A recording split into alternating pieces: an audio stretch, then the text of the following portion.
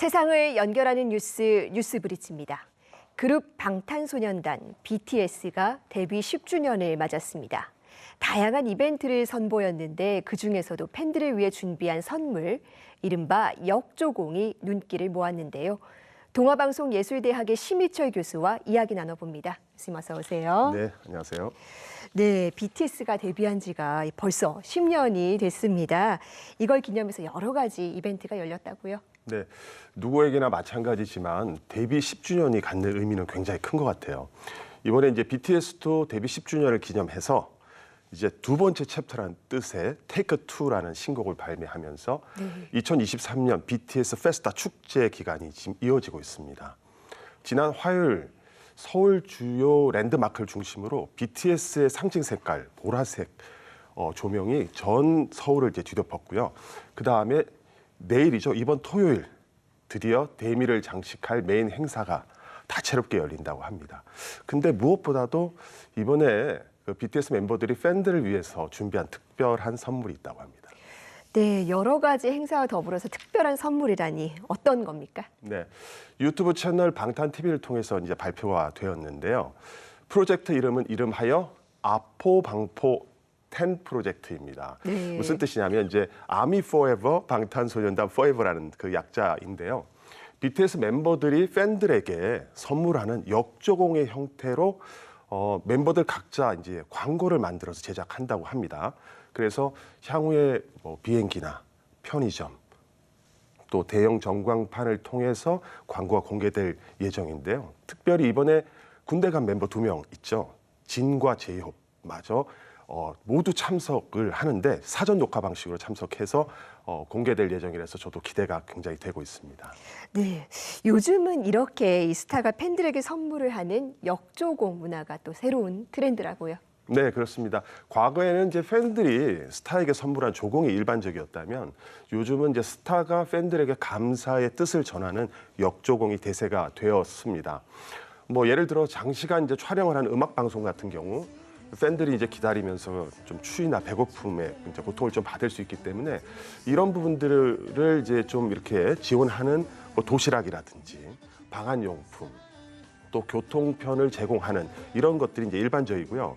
그 다음에 이제 스타를 기념하는 기념일들이 있죠. 생일이라든지 뭐 컴백 무대, 첫 공연 이런 이제 기념일들을 과거에는 팬들이 챙겼잖아요. 네. 이제 요즘에는 이제 스타들이 그 기념일을 챙기는 역조공이 대세가 되었습니다. 근데 이제 역조공을 할 때도 주의사항이 있다고 합니다. 아, 그래요? 네네. 그 이제 스타의 특성이나 스토리 또 무엇보다 정성이 좀 담긴 역조공이 좋은데요. 그저 그냥 역조공이라는 컨셉이나 프레임만 가져오면 오히려 팬들의 비난을 받을 수 있다고 합니다.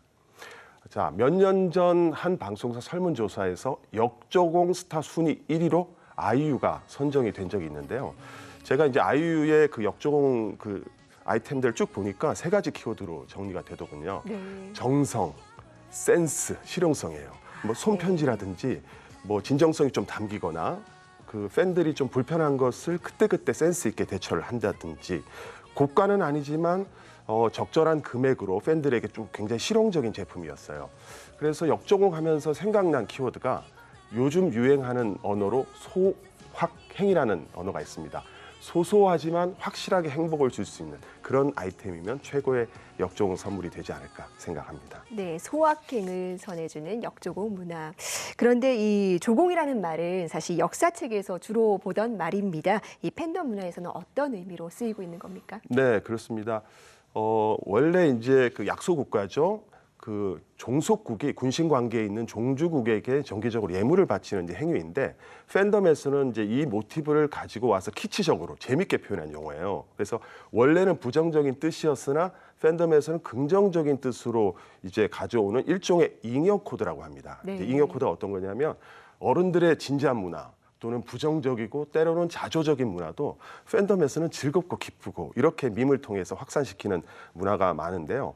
뭐 예를 들어서 예전에 그 가수 비의 깡이라는 노래가 있었어요. 네. 원래 노래는 진지한데 팬들 중에 일부가 좀 조소하는 뜻으로 영상을 올렸는데 그게 밈을 타고 확산되면서 굉장히 즐겁고 긍정적인 뜻으로 변화가 됐어요. 그래서 비가 광고도 찍고 더 유명해졌는데 이런 이제 조공 문화도 이런 뜻으로 해석하면 될 것 같습니다. 네, 어떤 MZ 세대들의 발상의 전환도 엿보이는 것 네, 같습니다. 그럼요. 예, 그런데 이 조공 문화가 한때는 이 팬들의 과도한 경쟁이라든지 또 지나치게 고가의 선물을 주는 풍조로 번져서 또 문제가 나타나지 않았습니까? 아, 그렇습니다. 요즘은 그래도 많이 좀 정착이 되고 안정이 됐지만 네. 불과 몇 년 전만 해도 뭐 수억에 달하는 수입차를 조공을 한다든지 네. 뭐 초고가의 한정품, 명품을 또 조공을 해서 대중적으로 이제 문제가 된 적이 있고요. 또 하나는 이제 여러 사람의 돈을 모으는 이제 클라우딩 펀딩의 방식으로 이렇게 돈을 모으다 보니까 또 사고가 있었던 적도 있습니다. 네. 이제 무엇보다도 스타들 중에 일부는 나 이런 선물 받고 싶어 이렇게 SNS 통해 표현하는 경우도 있는데 요즘은 이제 이런 표현을 하게 되면 팬들의 굉장한 질타를 받을 수가 있습니다. 네. 그래서 요즘은 기획사나 스타들이 이제 고가의 조공을 정중히 거절을 하면서 네. 선행이나 기부 같은 이제 공익적인 활동으로 이렇게 좀 전향하고 진화하고 있습니다. 혹시 그 기부의 목적으로 네.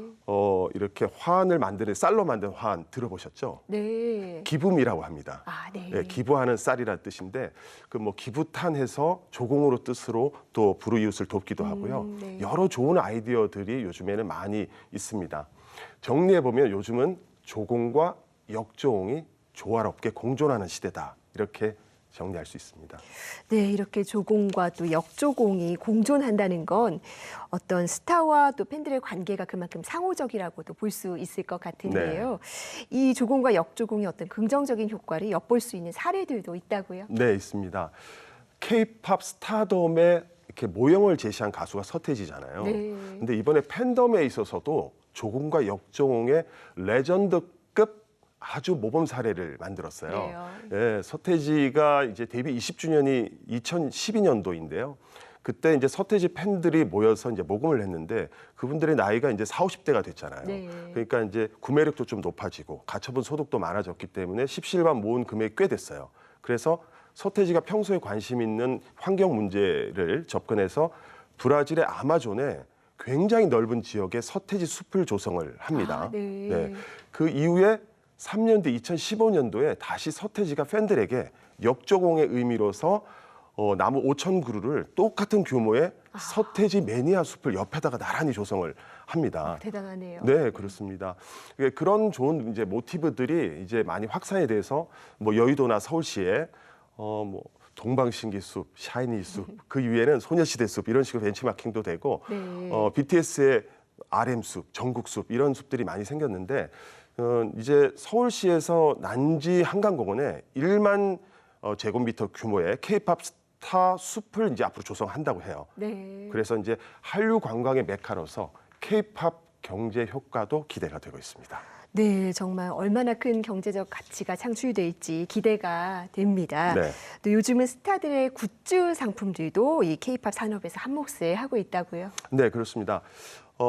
엔터테인먼트 이제 팬 마케팅 팀에서 주로 다루고 있는데요. 네. 스타의 캐릭터나 이미지를 이제 머천다이징 상품으로 만드는 이른바 이제 굿즈 상품을 제작해서 이제 판매를 하고 있는데 일본의 J-팝의 산실인 이제 자니스 같은 경우도 80년대 이제 이 조공 문제로 굉장히 이제 몸살을 앓고 나서 네. 이제 팬데트 이후에는 조공을 금지를 시키고 팬덤이 자연스럽게 굿즈 문화로 이렇게 넘어가게 됐어요. 네. 그래서 우리나라도 초기에는 이제 종류가 좀 몇 가지밖에 없었는데 요즘은 이 굿즈 시장이 굉장히 커져서 연관 산업에도 영향을 미치고 K-팝 시장에 굉장히 도움이 되고 있는데 온라인 굿즈샵도 있고 오프라인 어떤 그 팝업 스토어 이런 이제 상품들이 굉장히 다양하게 펼쳐지면서 K-팝 산업의 든든한 효자 노릇을 하고 있습니다. 네, 고가의 조공 문화가 없어지면서 또 자연스럽게 이런 또 새로운 산업이 나타나게 된 측면이 있네요. 네네. 그런데 이 굿즈들이 팬들 사이에서는 또 필수 아이템이 되고 있다고요. 네, 그렇습니다. 단적인 예로 그 미국 팝 시장에 K-팝 시장이 차지하는 비중이 10%가 안 됩니다. 그런데 작년 미국에 판매된 베스트 10, 10개 앨범 중에 7장이 K-팝 앨범이에요. 그 이유가 뭐냐면 이런 굿즈 상품 또 포토카드 같은 이런 다양한 세계관을 가진 상품들이 다채롭게 준비되어 있기 때문에 요즘에 디깅 소비라고 그러잖아요. 이렇게 파면서 매니아층들이 이렇게 하는 소비인데 그런 소비에 준비되어 있는 이런 굿즈 산업들이 앨범 산업 또 K-팝 산업까지 확산되고 있는 이런 단계에 있습니다. 네, 조공과 이 역조공 문화, 이 스타와 팬들의 상호작용도 한층 다양한 모습으로 진화하고 있다는 생각이 듭니다. 네. 오늘 말씀 잘 들었습니다. 네, 고맙습니다.